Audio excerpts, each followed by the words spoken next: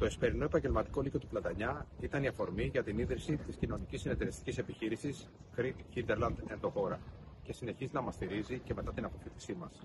Η συμμετοχή μας στο πρόγραμμα Erasmus Plus ήρθε την κατάλληλη στιγμή για την επαγγελματική μας εξέλιξη στον χώρο του εναλλακτικού τουρισμού. Μέσα από το ταξίδι μας στη Βαρκελόνη, ζήσαμε οι ίδιοι τις εναλλακτικές μορφές τουρισμού.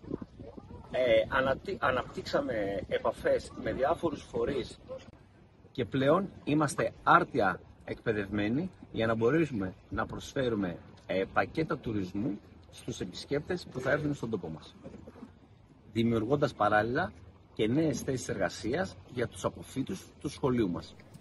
Είμαστε ευγνώμων που συμμετείχαμε στην πρώτη κινητικότητα μαθητών επαγγελματικής εκπαίδευσης για τον νομό Χανί και ευχαριστούμε θερμά τις καθηγήτριές μας, Ούλιο Αλεξάνδρα και Μαλανδράκη Μαρία, που αγωνίστηκαν, αγωνίζονται και ευχόμαστε να συνεχίσουν να αγωνίζονται για ένα ενεργό σχολείο, το σχολείο της καρδιάς μας.